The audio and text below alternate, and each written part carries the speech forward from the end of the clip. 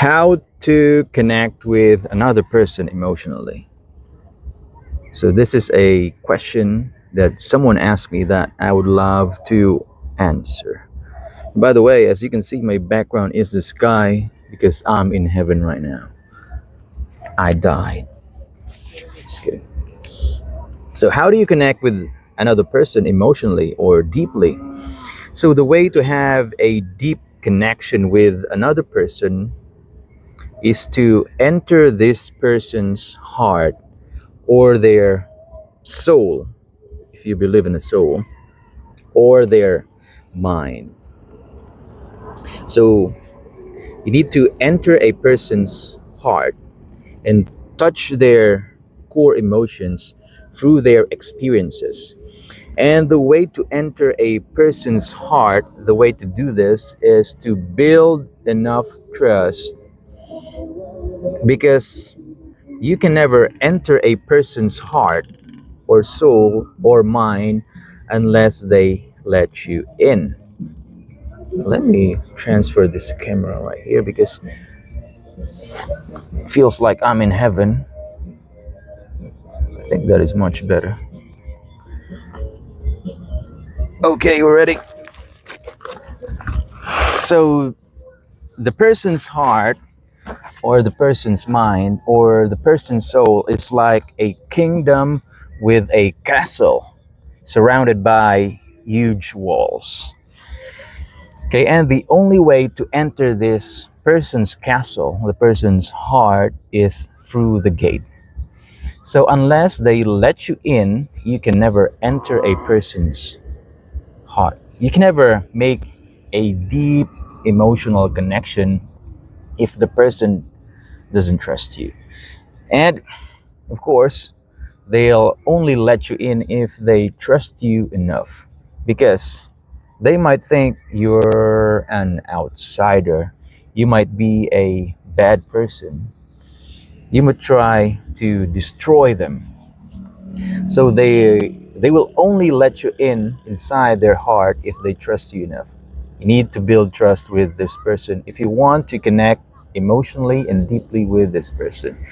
And there are two main reasons why most people don't trust others. Two main reasons. Number one reason is that, of course, you don't know the person. You don't trust this guy, this girl, this dude, this man, this woman because you don't know them. So the first reason is you don't know the person. And the second main reason is that you know the person. You don't trust this person because you know them. Okay, so two main reasons. And of course, you need to build trust, you need to build rapport. Of course, first, you need to build rapport, you need to build enough trust so that the person will let you in inside their kingdom. Okay, and when you build a connection, this connection, of course, is not physical, it's spiritual. Okay, and of course, it will have a physical manifestation. So you will feel something when you've connected with another human being. So sometimes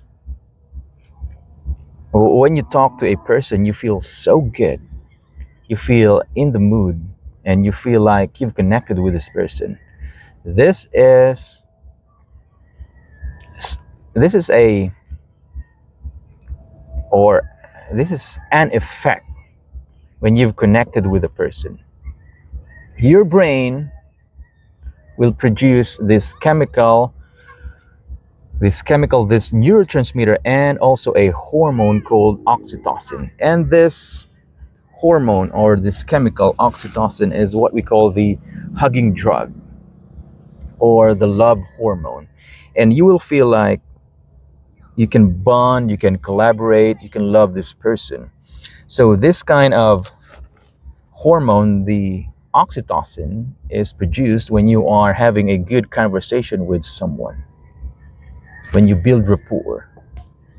Both of you and the person you are having a conversation with will produce and will like a, I'm not sure how to call this because I'm not a neuroscientist or neurologist, but this is the effect in the brain. So the neurotransmitter oxytocin, also a hormone, helps us open up, connect, and bond so we can have better conversations. Okay, so you want the other person and you to produce this chemical oxytocin. I will talk about the oxytocin next time. So this is not the right time for this. Okay, and yeah, open pipe. I'll let you pass. Okay, so you need to build rapport first before you can connect with the person. And of course, how do you build trust? How? So the first thing is that you need to keep this in mind that you need to put the other person in a state of psychological safety. The person needs to feel safe around you. And the person will feel safe around you. So this kind of feeling is when the oxytocin is being released in the brain. So both of you will experience this. So how do you do this? Number one is to open up. We all have our own kingdoms with big walls. If you don't open your own gate and meet this other person outside, you can never connect. So you need to open your own gate, get outside of your comfort zone, and be truthful about what's on your mind. You need to get outside of your comfort zone. You need to open up, of course. Most people can't connect with another human being because they are not inclined or they don't have the desire to connect. So our walls are our ways of protecting ourselves. If you want to connect with another person, you need to open your gates, get outside, meet this person. And number two is you need to listen.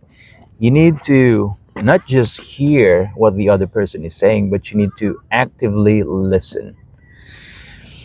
You need to be curious about what the other person is telling you about. So if they're telling you about their experiences, you need to listen to them and you need to show them that you are listening. And you can make a person feel valued by listening to them. So when you listen to another person,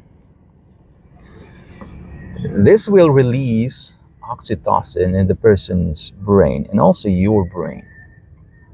Okay, so that's number two. And number three is that you need to have an open mind.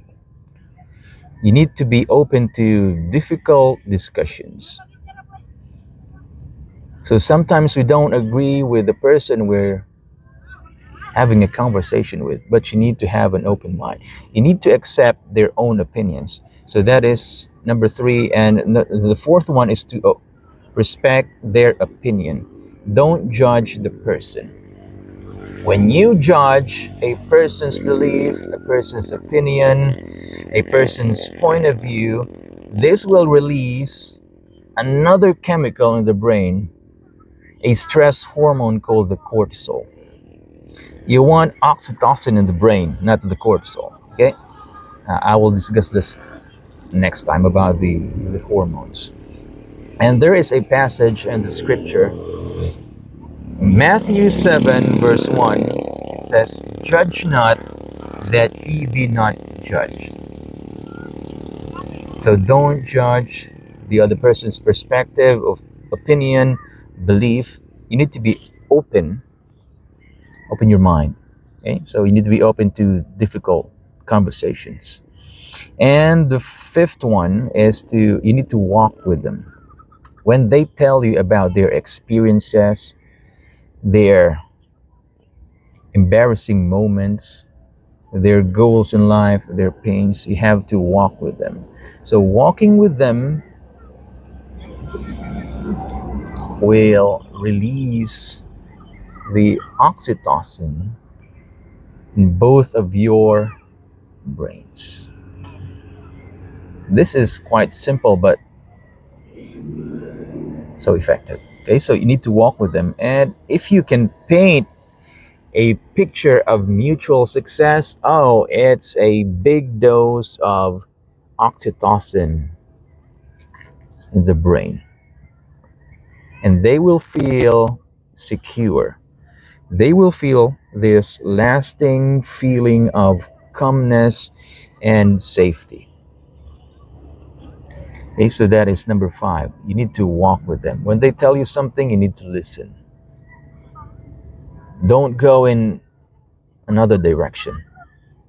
So you need to listen attentively. When you listen to them, they will feel valued and they will feel special and they will feel good, and you can connect with this person, and they will lower down their walls and you can walk inside their castle.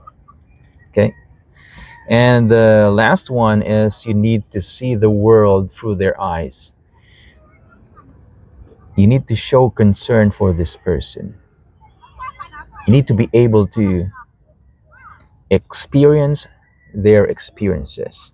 That is the way for you to touch their core emotions. So value people and their stories. You need to listen to them. And that's it. That's those are the things that you need to know and you can apply so that you can connect deeply and emotionally with another human being. That's it. I'll discuss about the hormones next time. Okay, bye.